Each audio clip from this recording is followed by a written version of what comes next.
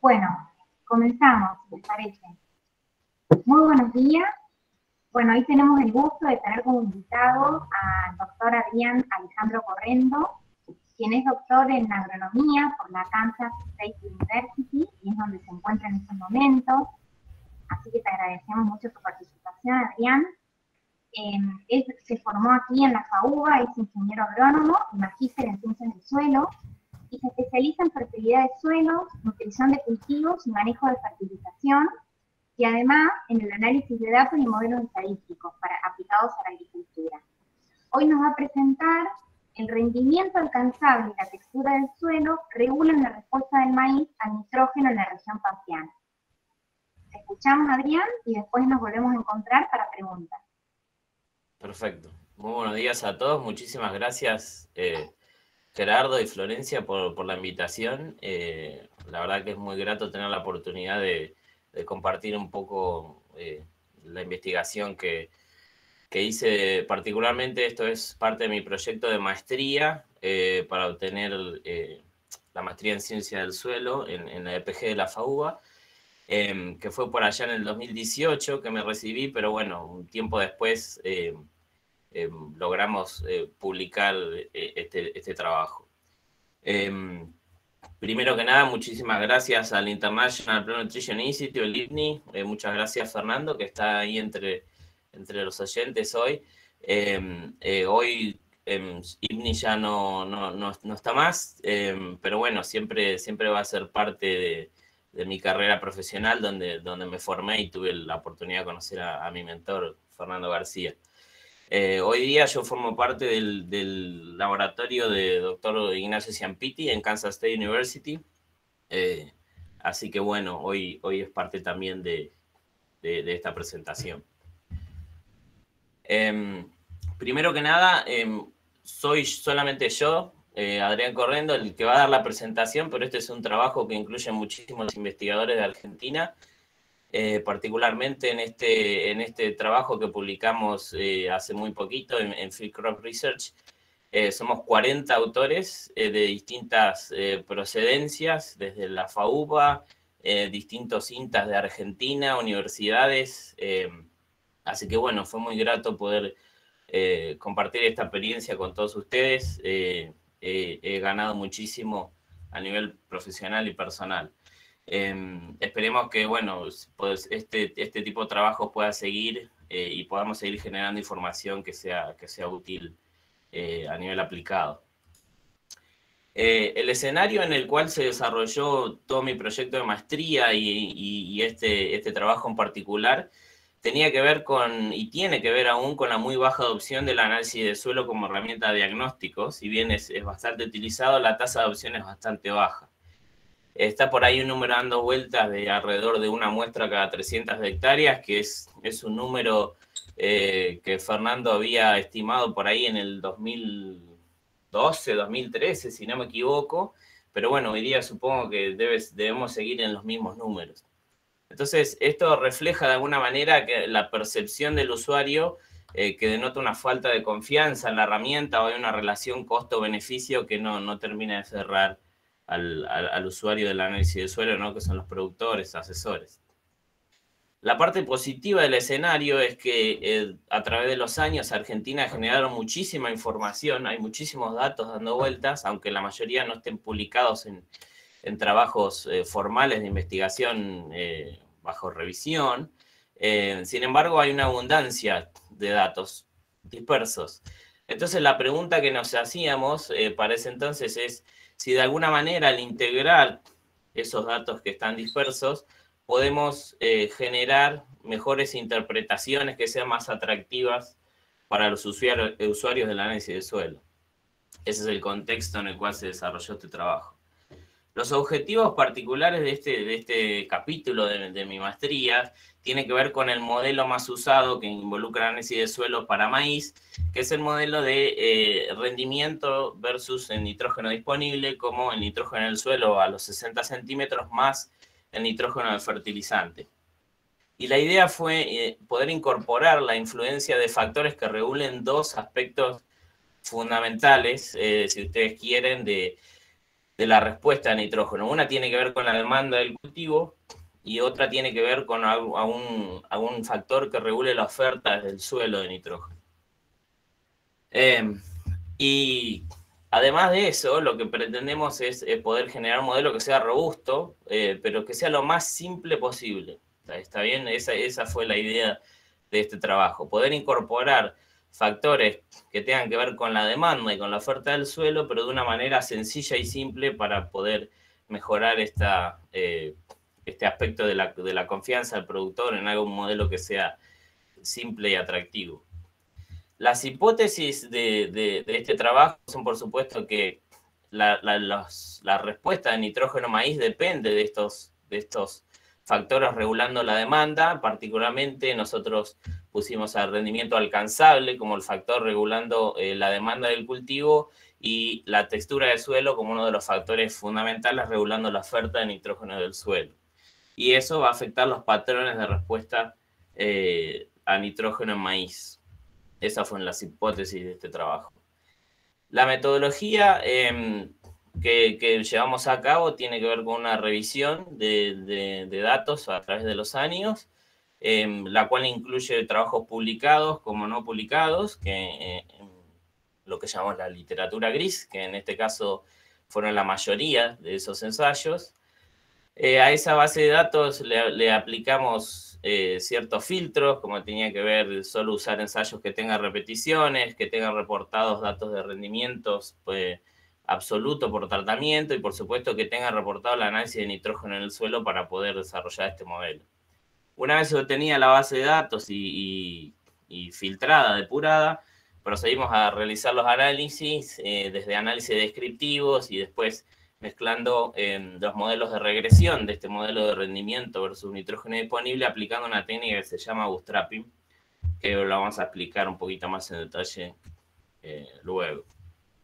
La base de datos incluye ensayos desde 1980 hasta 2016, un total de 788 experimentos, distribuidos en 6 provincias de Argentina, la mayoría en la provincia de Buenos Aires, pero también, bueno, tenemos Córdoba, Santa Fe, Entre Ríos, La Pampa y hay algún ensayo por ahí en Santiago del Estero. La idea de esto fue generar la mayor, el escenario con la mayor diversidad en lo que tiene que ver con condiciones de suelo y también climáticas, ¿no? Que se puedan explorar distintas condiciones para cada uno de los grupos de interés. Los que ven en colores acá, que ven amarillos, son suelos de textura gruesa, los puntos azules son los suelos de textura media, y los puntos rojos son suelos de textura fina, de lo cual ahora voy a comentar un poco más cómo fue la clasificación. En términos de manejo del cultivo, esta es una pregunta bastante clásica que tenemos, tiene que ver con la fecha de siembra, ¿no? Que está bastante en vilo ahora, sobre todo maíz. Particularmente para esta base de datos, podríamos decir que el 75% de los ensayos se sembraron en fechas que podrían ser consideradas óptimas o tempranas, ¿sí? El 75% está desde fines de agosto hasta más o menos el tercer decenio de octubre. Y hay solo un 25% que algunos llegan ahí hasta diciembre, que serían los que podrían ser los ensayos de siembra tardía. Sin embargo, en este trabajo no hacemos una discriminación según fecha de siembra, como van a ver luego. Otro dato importante es que la mayoría de los ensayos, prácticamente el 95%, se condujeron bajo el sistema de siembra directa, y solamente el 5% son ensayos con labranza convencional. A la hora de clasificar los suelos, había más de 20 grupos de subgrupos de suelos, los cuales nosotros los tratamos de clasificar en suelo de textura fina, media y gruesa. El criterio tiene 2 pasos. El primer paso fue ordenarlo por orden de suelo, si era vertisol, es textura fina, si son molisoles con un horizonte argílico, son considerados textura media, y todo el resto sería los suelos de textura gruesa. Sin embargo, a través de los distintos subgrupos de suelos hay casos, lo que podríamos llamar grises, en los cuales pasamos al segundo paso, que tiene que ver con clasificar esos casos grises según la textura del horizonte superficial. Entonces, por ejemplo, en el ejemplo 1 que estamos poniendo acá, es suelos argiles vérticos, sobre todo en la provincia de Entre Ríos, cerca de Paraná, por ejemplo, o la zona del este de Santa Fe. Hay bastantes argiles vérticos o acuícos, que según el paso 1 serían textura media, pero si uno mira desde superficie ya son franco-arcillosos o arcillo-limosos o arcillosos de superficie. Entonces esos casos se terminaron clasificando como textura fina. Y después también hay algunos suelos como apludoles taptos o algún tipo de apludoles que se reclasificaban a textura media si tenían textura que sea limosa o franco arcillo limosa o superficie, que no son tantos, pero hay casos de esos. Así que bueno, este fue el criterio de clasificación de suelos. En lo que tiene que ver con nitrógeno en el suelo, acá en esta figura tenemos la frecuencia de casos y en el eje X tenemos los niveles de nitrógeno de nitratos a 60 centímetros y en los distintos colores son las distintas texturas. En rojo textura fina, en azul textura media, en amarillo textura gruesa. Y lo que vemos es que las distribuciones de análisis de suelo para nitrógeno fueron bastante similares a través de estos grupos que generamos. Entonces podríamos decir que son de alguna manera comparables en nivel de nitrógeno en el suelo. En lo que tiene que ver con rendimiento alcanzable, también acá tenemos las distribuciones para los 3 grupos del rendimiento máximo observado en cada ensayo, a nivel de rendimiento promedio de los diferentes tratamientos con nitrógeno. Y lo que vemos también es que si bien parece que los suelos de textura fina tienen un potencial un poco menor que suelos de textura gruesa o media, las distribuciones están bastante solapadas. Entonces, para este caso lo que hicimos es, en lugar de usar una distribución por grupo, usamos la distribución global y generamos 5 clases de rendimiento alcanzable o rendimiento máximo observado. Desde muy bajo, que son los ensayos con rendimiento máximo observado menor a 8 toneladas y medias, hasta rendimientos muy altos con rendimientos mayores a 13 toneladas como máximo observado. El modelo bajo estudio, esta sería la figura general. Si nosotros tuviéramos un solo modelo, en el eje Y tenemos rendimiento y en el eje X tenemos nitrógeno disponible como suelo más fertilizante. Y bueno, ese sería el famoso escopetazo que tendríamos si haríamos un solo modelo describiendo la respuesta a nitrógeno. La idea no es quedarse con esta nube, sino explorar más bien adentro qué es lo que puede estar pasando según estos factores de rendimiento alcanzable y textura del suelo. Entonces, las variables que nosotros tenemos como variables de interés o variables de respuesta están relacionadas a las curvas de respuesta porque lo que queremos estudiar son los patrones de la respuesta a nitrógeno. Entonces, con este modelo de rendimiento versus nitrógeno disponible, la idea es usar modelos cuadráticos o cuadrático plató, por ejemplo, en este caso, en el cual tenemos distintos parámetros de las curvas. Tenemos lo que llamamos B0, que sería la ordenada del origen, sería el rendimiento de nitrógeno cuando el nitrógeno disponible es 0. Después tenemos un componente lineal de la respuesta, el componente cuadrático que determina de alguna forma la curvatura, y también tendríamos lo que le llamamos, acá es un typo mío, disculpas, lo que acá es XC, en realidad es el AON, que es Agronomic Optimum Nitrogen, o el óptimo agronómico de nitrógeno, que es una de las variables de mayor interés en nuestro caso. Entonces, nuestras variables de respuestas tienen que ver con los parámetros que describen las curvas de respuesta a nitrógeno maíz.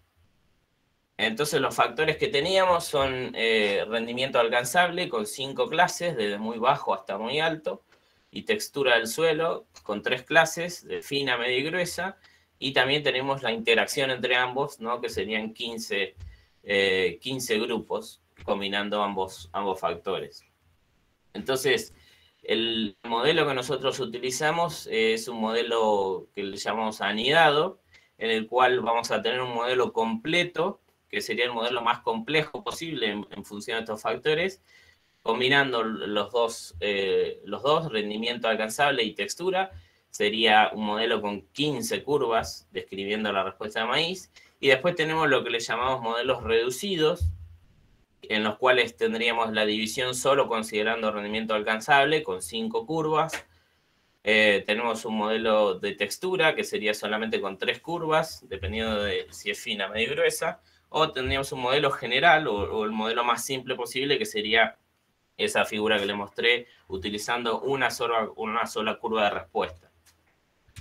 El criterio para la selección de modelo tuvo que ver con el AIC corregido, que es el Akaike Information Criteria, que es una manera de cuantificar cuán parsimonioso es un modelo o no, combinando el poder explicativo que tenga y la complejidad, ¿no? Entonces, si bien a medida que el modelo es más complejo, vamos a poder explicar más, en teoría vamos a penalizar cuando el modelo tenga más parámetros. Entonces, bajo esta idea, la idea era encontrar el modelo más simple posible que mejor explique los patrones de respuesta.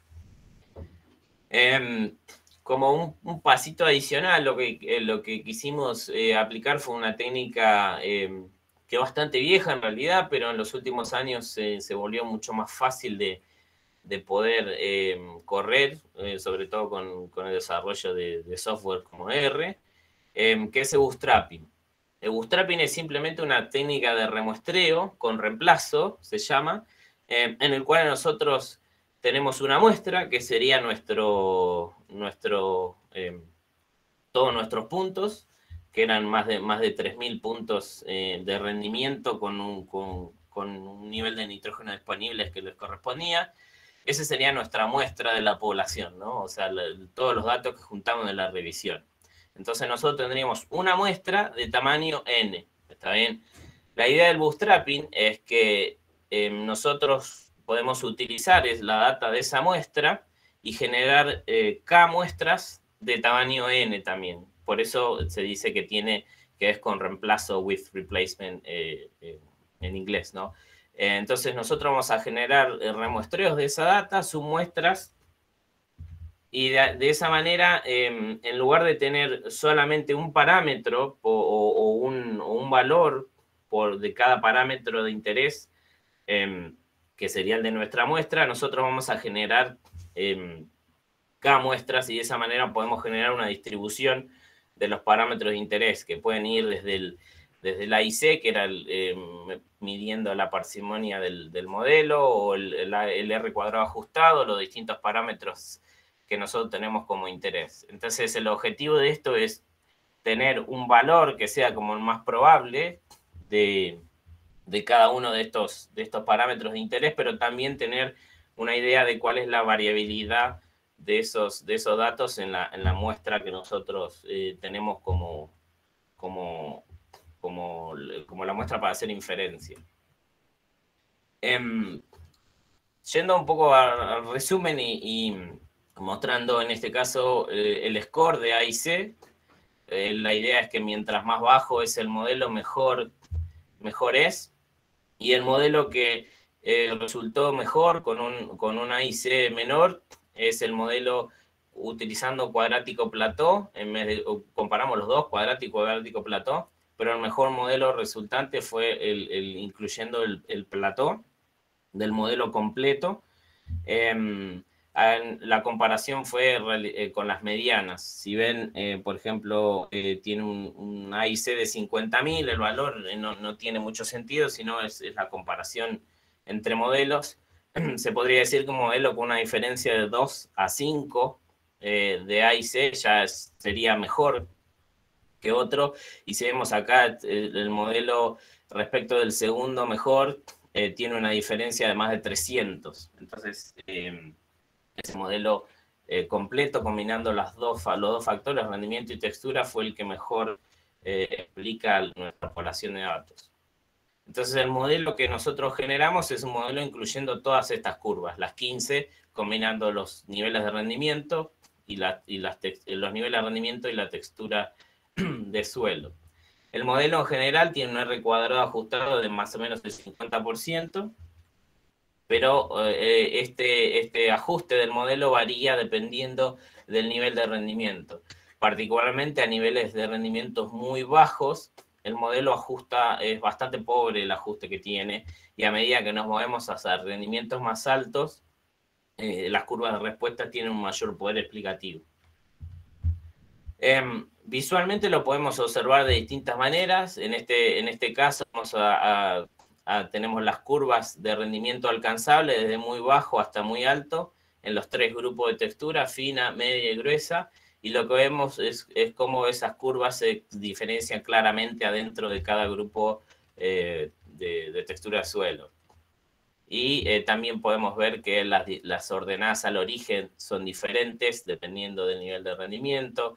También que el óptimo parece que se va moviendo de manera positiva a medida que aumentamos el nivel de rendimiento dentro de cada textura. Si lo podemos comparar de manera alternativa, agrupando por nivel de rendimiento, y adentro de cada nivel de rendimiento comparar las distintas texturas. Lo que parece bastante claro es que los niveles la respuesta de los suelos finos en todos los grupos de rendimiento siempre parece ser más pronunciada, arrancando desde valores más bajos de rendimiento cuando el nitrógeno disponible es menor, y eso lo demarcan principalmente la ordenada al origen, que después también se diferencia en la tasa de respuesta. Sin embargo, si vemos a través de los distintos niveles, los umbrales de nitrógeno, este umbral del óptimo agronómico, parecen ser bastante similares para los distintos grupos de textura. Lo que sí se da es un incremento del umbral con el nivel de rendimiento, pero entre texturas parece que el óptimo agronómico es muy similar. Entonces los parámetros que nosotros teníamos eran la intercept B0, B1 como la respuesta lineal, B2 como la curvatura, y acá tenemos el óptimo agronómico en el grupo D. El principal mensaje de esta figura es que eso van a encontrar más detalles en el paper, pero las principales diferencias están en la intercept, que es la ordenada al origen, el rendimiento cuando el nitrógeno disponible es 0. Ahí es donde se dan las mayores diferencias entre los grupos texturales y los grupos de nivel de rendimiento. Y el mensaje número 1 es que los suelos gruesos parece que tienen una ordenada al origen más alta que los suelos de textura media gruesa, que los suelos finos tienen la menor ordenada al origen, y eso genera que tengan una mayor tasa de respuesta. Sin embargo, este grupo de suelo permanece como el más errático de todos, con bastante variabilidad en la respuesta esperada. Y finalmente los suelos de textura media, que están en azul en esta figura, son los más estables de todos a través de los grupos textura, a través de los niveles de rendimiento, en casi todos los parámetros. Ahora bien, habíamos hablado un poco visualmente de que el óptimo agronómico parece depender más que nada de la demanda y no tanto de la textura de suelo. Entonces lo que hicimos en esta figura, por ejemplo, es obtener los valores, van a ver los símbolos otra vez, los rombos rojos son textura fina, los cuadrados azules son textura media, y los círculos amarillos son textura gruesas. Y lo que hicimos es, de las distribuciones obtenidas en el proceso de bootstrapping, obtuvimos los valores de umbrales para para la mediana, que sería el 50% de la distribución, y también los percentiles 2,5 y 97,5 para determinar el 95% de la distribución. Y eso es lo que está representado con las 3 distintas curvas. El modelo para el percentil más bajo, el modelo para la mediana y el modelo para el percentil más alto. De esta manera lo que podemos ver es cómo es la variabilidad del óptimo agronómico de nitrógeno, dependiendo del rendimiento al óptimo agronómico, que sería el plató al cual llega el cultivo. Entonces, la idea es explorar cómo la demanda en el eje X tracciona ese óptimo agronómico. Lo que vemos es que a niveles bajos de rendimiento la variabilidad esperada es bastante grande y no hay una tendencia clara. Sin embargo, desde 9 toneladas en adelante se da una tendencia positiva con una tasa de incremento en el óptimo agronómico de alrededor de 20-21 kilos de nitrógeno por cada tonelada de rendimiento alcanzable que se incrementa.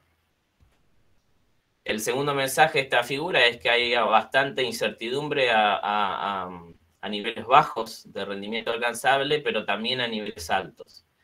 Y esto denota que, bueno, o sea, las limitantes para el rendimiento, obviamente son otras, no son nitrógeno a niveles bajos, que pueden ser agua o algún otro factor, y también eso puede pasar a niveles altos, que hay otras limitaciones que el modelo que nosotros no estamos considerando.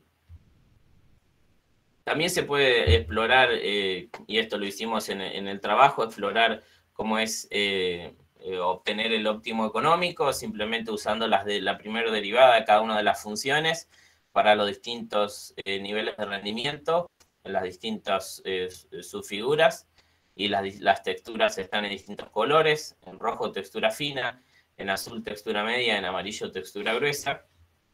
Y si nosotros cruzáramos, por ejemplo, una relación de precios de 10-1, que sería la más clásica para el cultivo en Argentina, ahora quizás estén un poco más altas, pero si nosotros cruzáramos en el eje Y, ¿no? una línea en esa relación de precios igual a 10, y nosotros estimamos la eficiencia marginal, que sería cuántos kilos de respuesta tenemos por cada kilo extra de nitrógeno disponible, podríamos ver cuál es el nitrógeno disponible que tendríamos que apuntar para obtener el óptimo económico y no el agronómico solamente.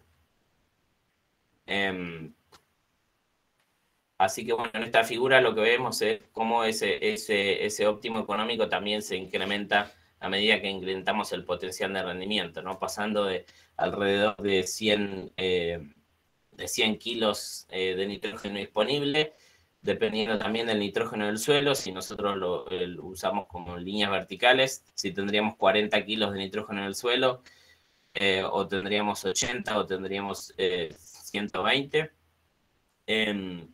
Y bueno, vemos como el óptimo económico también se va incrementando de niveles de alrededor de 100 hasta más de 200 kilos de nitrógeno, dependiendo del nivel de rendimiento.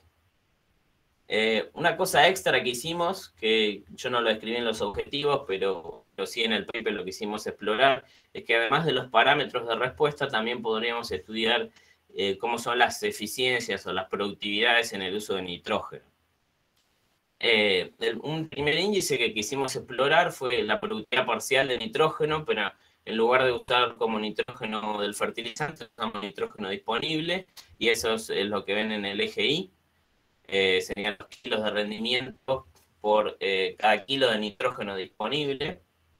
Y en el eje X tenemos las distintas clases de rendimiento alcanzable, desde muy bajo hasta muy alto. Y otra vez, en rojo textura fina, en azul textura media y en amarillo textura gruesa. El primer mensaje acá es que esta productividad o índice de eficiencia de nitrógeno es bastante variable a niveles muy bajos de rendimientos.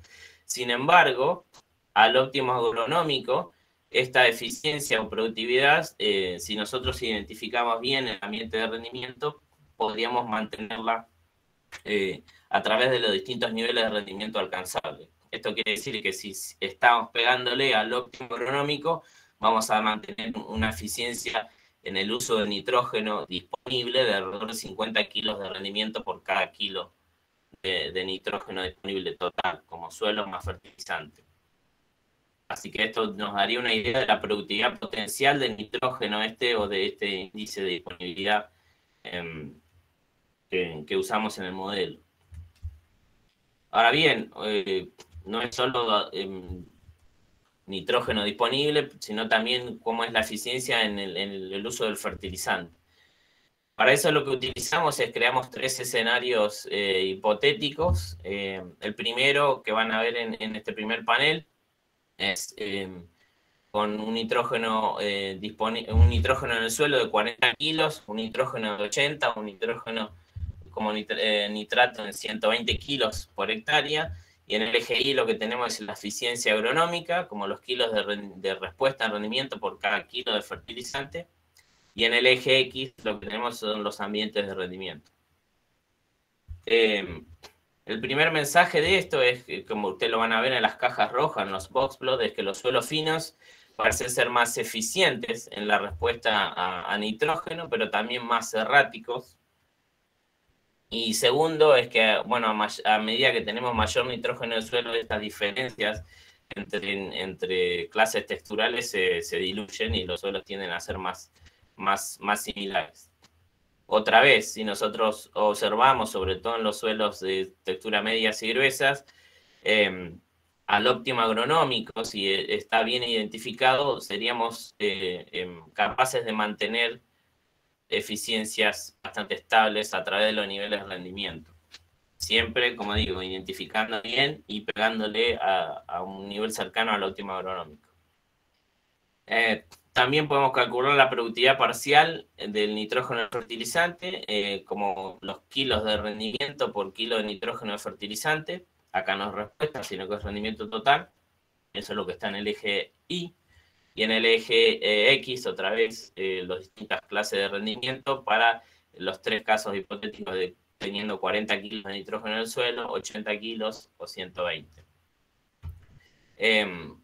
Acá el mensaje principal es que si nosotros identificamos bien los ambientes de rendimiento, podríamos ser capaces de mantener la productividad del nitrógeno de fertilizante en valores relativamente menores a 100, por ejemplo.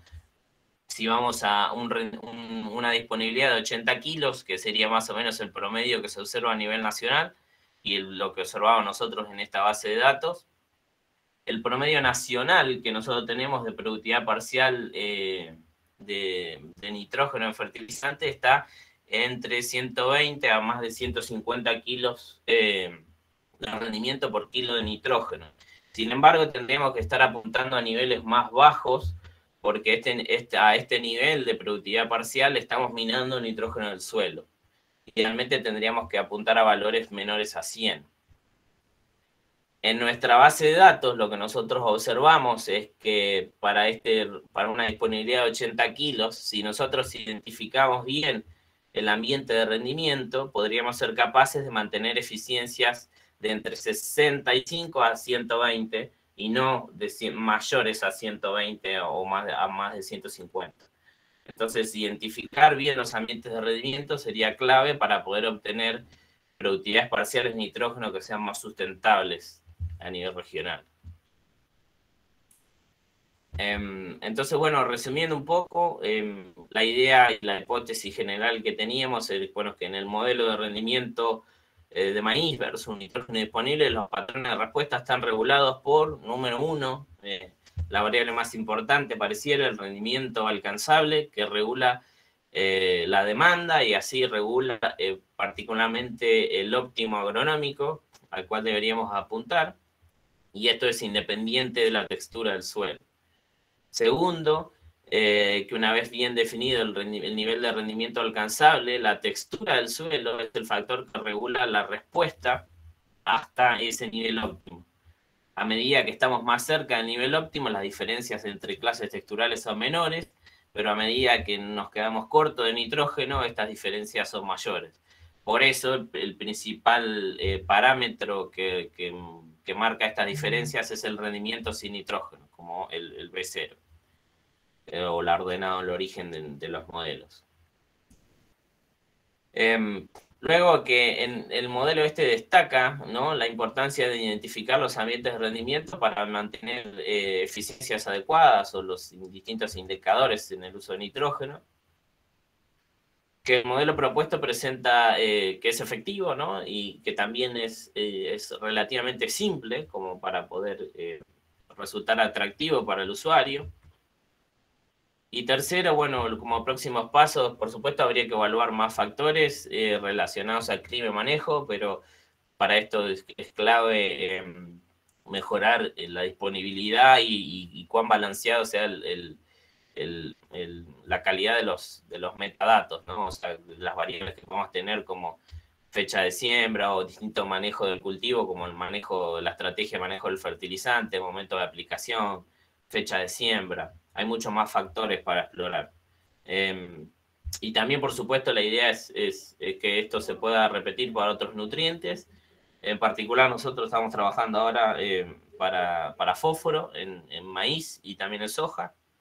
Y también, bueno, el grupo de Fernando Sabagiotti en oliveros, y en conjunto también con investigadores a nivel nacional, están trabajando en trigo y cebada, particularmente la respuesta a nitrógeno. Así que todos estos próximos pasos son más que bienvenidos y necesarios para mejorar los modelos de recomendación disponibles.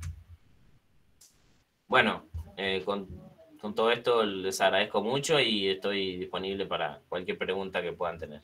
Muchas gracias. Muchas gracias, Adrián, por la presentación y por tu claridad. Muy buenos resultados.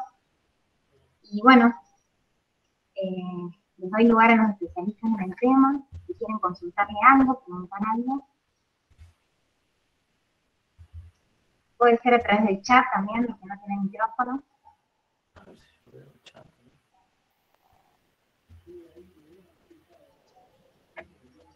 Sí, en el chat no. ¿Y Gerardo? Sí, ¿qué tal, Adrián? Gracias. Bueno, muy bueno. Trabajo es una de las coronaciones de todo lo que hizo IMNI a través de su existencia, así que muchas gracias por presentarlo acá en el INBA.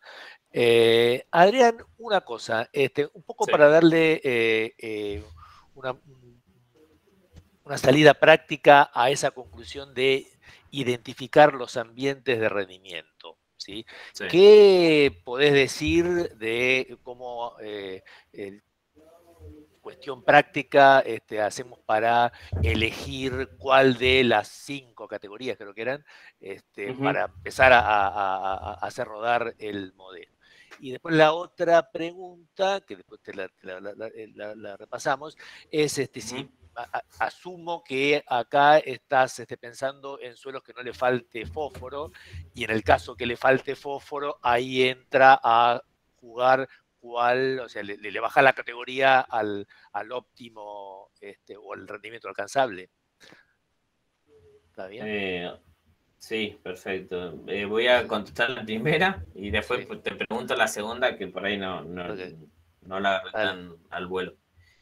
Bueno, la primera es, esta es la clave después de todo esto, ¿no? ¿Cómo identificar estos valores de rendimiento alcanzable? Esa es la gran pregunta, porque nosotros en este tipo de análisis es algo post-mortem, ¿no? Es ex post, ya está todo dicho. Y bueno, tenemos el diario del lunes, como quien dice. Sin embargo, el gran desafío está en esto de identificar cuánto va a rendir el lote. Hoy en día hay muchas herramientas para eso, como los mapas de rendimiento. Si no tiene idea de la variabilidad temporal o cuán estables pueden ser los rendimientos a través de los años, se podría tener perfectamente una idea bastante aproximada de cuánto puede llegar a rendir. Sin embargo, todavía queda el gran desafío de qué pasa con el año climático, ¿no? De que si la predicción es más niño que niña y tenemos muchas lluvias al inicio y se nos lava el nitrógeno, tenemos algún problema más hacia el llenado con golpe de calor, hay muchos factores dando vuelta. Diría que la primera aproximación es tener buenos mapas de rendimiento de los lotes, ¿no? Y tener una idea de cuánto puede llegar a rendir y cuán estable puede ser eso. Y bueno, y después con el tema de cómo va a venir el año en tema de clima, ahí se nos escapa un poco a nosotros y hay que empezar a utilizar más modelos de escenarios de cuán probable es que tenga un año niño, un año niña, ¿no? Y cómo es esa variabilidad de rendimientos para esos distintos años. Pero sí, es la gran pregunta, ¿cómo clasificar los rendimientos? el gran desafío está por el lado de los datos climáticos, ¿no? Y cómo generar escenarios en los cuales podamos tener una distribución de probabilidades de rendimiento, ¿no? La primera respuesta que tengo es eso, tener mapas de rendimiento. Mientras más años tengamos mejor, porque nos va a dar una idea de la estabilidad y la distribución. Y después, bueno, a medida que tengamos más años, vamos a poder clasificar en distintos tipos de años climáticos. Eso nos podría dar una idea bastante aproximada. Y la segunda pregunta, me decías con fósforo, ¿o te referías a nitrógeno? No, a fósforo. O sea, en este caso, todos los ensayos que usamos supuestamente son suficientes en fósforo. Por ahí pasaba, está bien. Sí, o sea, en el caso fósforo y otros nutrientes. Claro, había dos factores que utilizamos. Una, que cuando juntábamos el ensayo, que en el reporte diga que los niveles, cómo eran los niveles de fósforo, si estaban en niveles suficientes no fertilizaban, y si estaban en niveles bajos, siempre procurábamos que tengan dosis de fósforo que generen suficiencia para cultivo, digamos, por lo menos 20 kilos de fósforo por hectárea. Y lo mismo con azufre, ¿no? La idea es explorar solo limitaciones de nitrógeno, no de otros nutrientes. Sí. Sí, Adrián, por ahí pasaba. O sea que uno asume que esto es válido para lotes o suelos con suficiencia de fósforo. De otros nutrientes. Eventualmente que uno quiere usar esto y no llega a darle la suficiencia, en todo caso puede bajarle con lo que se hace siempre, se le baja el rendimiento esperable o algo así, digamos, se lo penaliza por ese lado, para ir un poco más seguro. Está bien. Gracias. Sí, exactamente.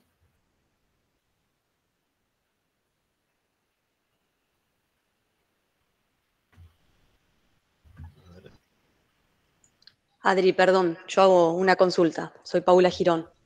¿Qué tal, Paula? ¿Cómo estás? ¿Cómo andás? Che, un placer escucharte y buenísima. Felicitaciones por tu presentación. Una consulta y va respecto a medio parecido a lo que preguntaba Gerardo también, respecto a categorizar estas campañas por húmedas, secas, cómo ver el rendimiento alcanzable. Entiendo que tenés 788 experimentos, lo cual exploraste un montón de ambientes y un montón de años, porque desde 1980. ¿Hiciste alguna categorización de año seco, o sea, niña, niño o neutro? Digamos, ¿intentaste hacerlo o directamente trabajaste con esta base de datos indistintamente de la campaña respecto a precipitaciones?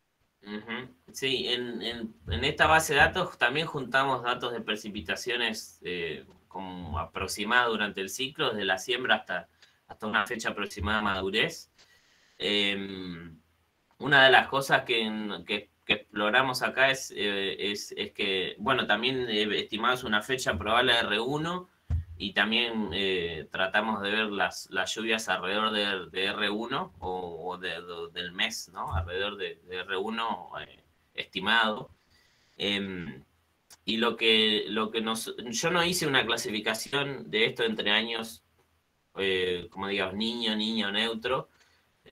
La verdad no me hubiese gustado, pero no tuve el tiempo, y también era muy desafiante conseguir la distribución de las precipitaciones, ¿no? Porque una cosa es conseguir la lluvia durante el ciclo y otra es tener datos de la distribución, ¿no? Con lluvia decádica o diaria para poder estimar esto, ¿no? De en qué meses llueve más o menos y clasificar los años. Esa era una calidad del dato que no alcanzamos en esta base de datos.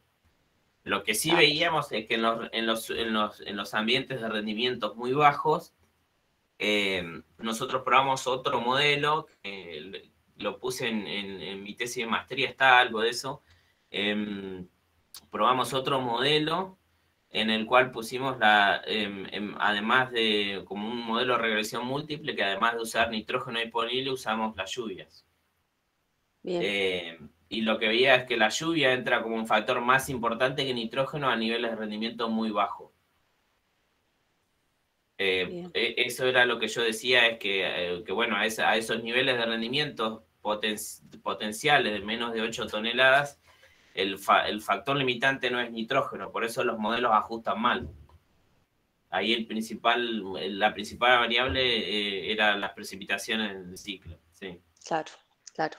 Y un detalle, ¿no? En esta base de datos, la distribución de precipitaciones, comparando las clases texturales, fue bastante similar para las tres clases.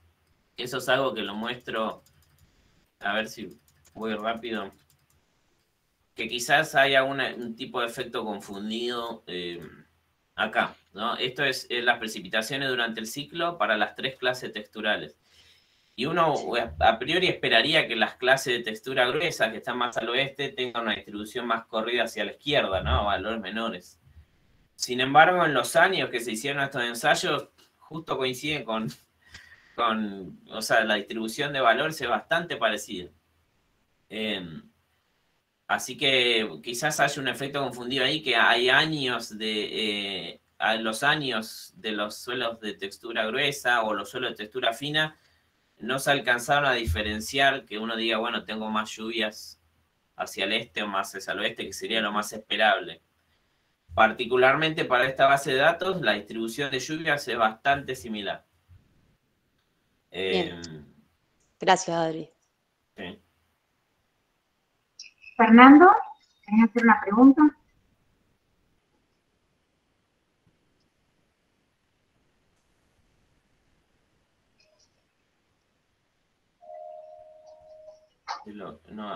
No anda micrófono, Fer.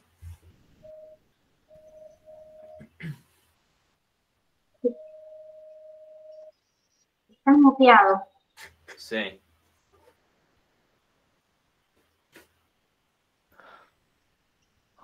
No se escucha, Fer. Fernando, fíjate si estás con el micrófono apagado.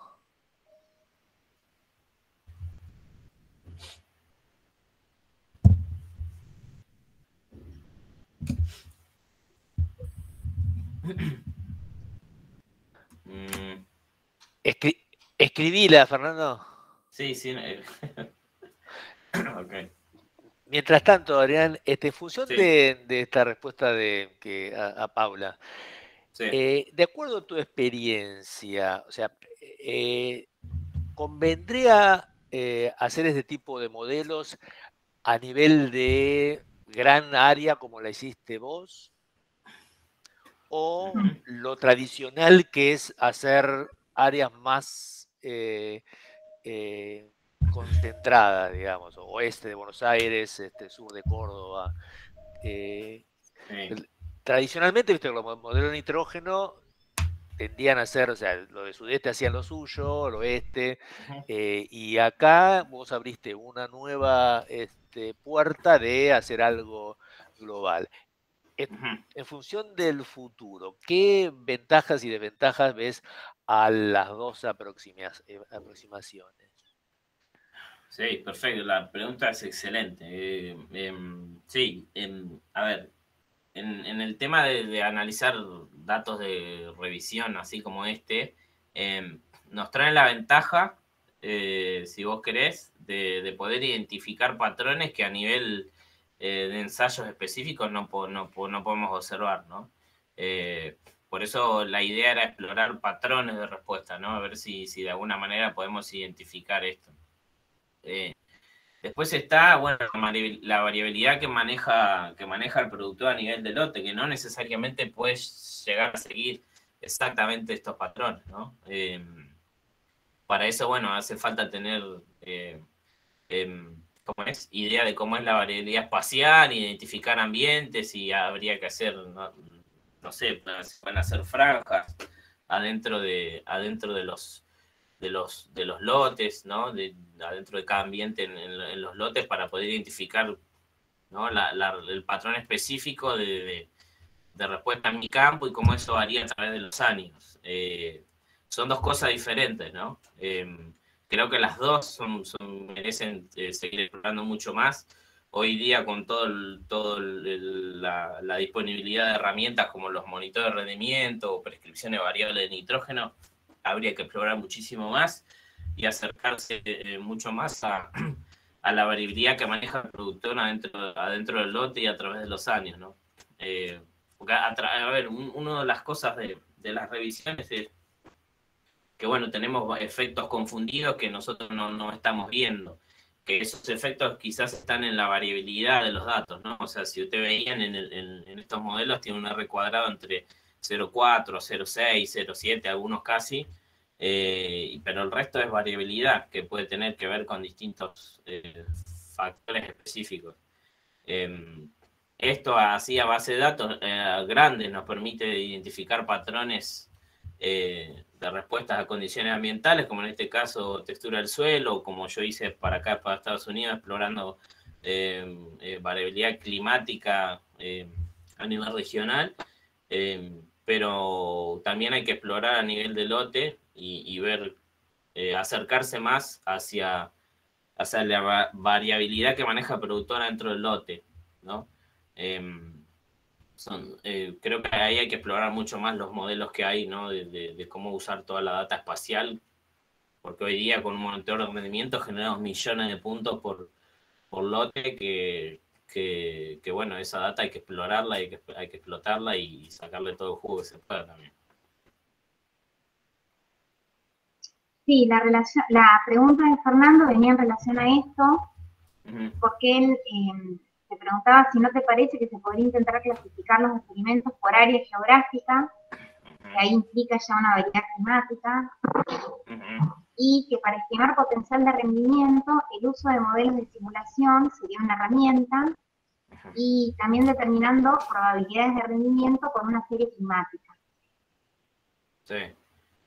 Sí, bueno, a ver, esta base de datos está buena para quizás explorar esto, ¿no? Hacer simulaciones y validar, usarlo como set de validación, si quieren. Eso estaría, o sea, estaría muy bueno, y bueno, con simulaciones lo que vamos a poder generar es explicar qué pasa en años particularmente extraños en términos climáticos, ¿no? Que a veces, bueno, los modelos de respuesta funcionan mal, o como vemos esto, cómo funciona el modelo de nitrógeno a niveles muy bajos de rendimiento alcanzable. Quizás con modelo de simulación se pueden explorar mejor cuáles eran esos factores involucrados en estos casos.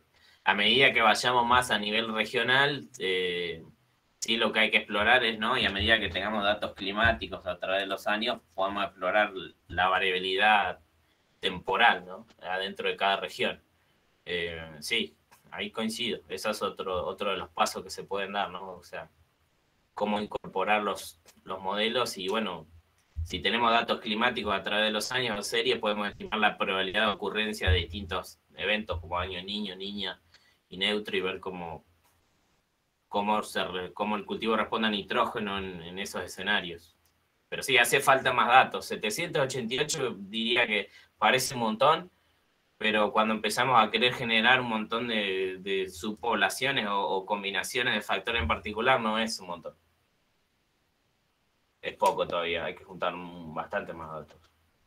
No, y que también esas rangos de rendimiento es como que también es la evolución histórica de los rendimientos del maíz, digamos, que cada vez se acercan más a los very high en tu clasificación, y ya hay menos de 8,5, ¿no?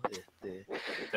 Una cosa práctica que se me ocurrió cuando vos estabas diciendo, en la parte de suelo, si bien tiene menos importancia que el rendimiento, es que en alguna versión más de difusión se podría poner una fuente de entrada a tus gráficos, que en lugar del que no tiene la clasificación del Soil Taxonomy, ponerle el valor de textura del horizonte superficial o algo así, ¿sí? Porque imagínate uno que alquila un campo nuevo, lo que sea, y lo va a llamar a un edafólogo para que le ponga la clasificación. Capaz que sería más, o sea, a nivel de divulgación, hacer una tablita equivalente de eso, ¿no? Sí. Me imagino que lo habrás pensado, y lo primero que habrán dicho con Fernando y Flavio es entrar por textura, pero al final saliste por taxonomy. Debe haber una historia atrás, ¿no? Sí, había probado, o sea, cuando probamos la clasificación probamos solo por textura de horizonte superficial, pero no daba tan bien como hacer esto de ver, porque en el horizonte superficial estamos solo viendo los primeros 20 centímetros básicamente. Con esta otro tipo de clasificación, que bueno, si uno tiene el orden de suelo, bueno, me dice si en mi horizonte tengo un horizonte argílico o no lo tengo. ¿No? Me da por ahí una idea más global del suelo y no tanto solo de la superficie. Por eso después la mejor clasificación fue hacer esto de ver el orden de suelo, que me da una idea más del perfil, y después clasificar esos casos grises, de ver la textura superficial, que es lo que está en este triángulo acá, ¿no? Sí, sí. Pero sí, la mejor clasificación fue esta, consideraron el orden, que me da una idea del horizonte, y después el solo en superficie, que me sirve para separar casos grises. Pero solo considerando textura superficial, la calidad de la separación baja bastante. Ok, me imaginaba que debía haber una historia atrás, porque intuitivamente sería más simple, así como medir los nitratos, medir la textura, pero Sí. es porque ustedes vieron que con ponerle la taxonomía captabas lo que pasaba más abajo. Está bien, entonces la Sí. tablita no va. La tablita que yo te sugiero no va. Está bien. Sí, lo que estamos haciendo, sí, yo puse, perdón. Sí, con esto de la tablita, la idea sí es generar una herramienta. Yo por ahora puse en el paper está, y puse una tabla en un repositorio, que es una tabla Excel bastante simple, en la cual, a ver, si lo puedo mostrar un segundo. Puse una tabla bastante simple que es para poder clasificar, para poder entrar a las curvas. A ver. Es una tabla, no sé si lo van a llegar a ver.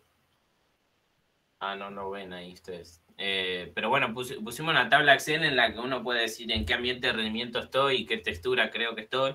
Y eso me da una idea de, bueno, de a qué nivel de nitrógeno tendría que apuntar, poniendo distintas relaciones de precios. A ver si puedo cambiarla. Si puedo cambiarla.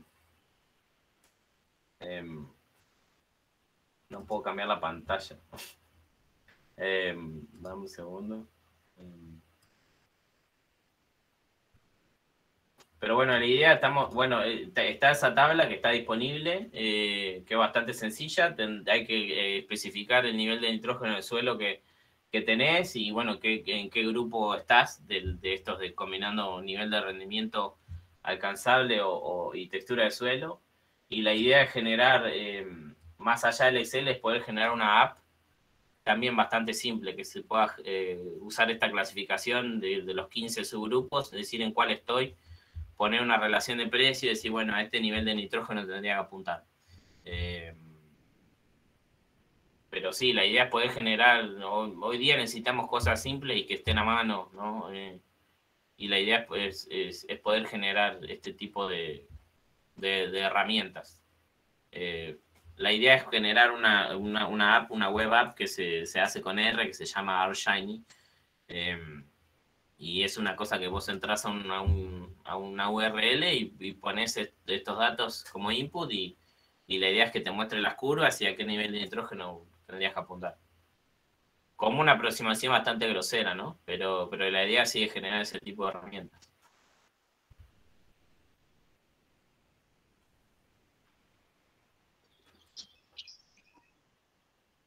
¿Otra pregunta? ¿Comentario?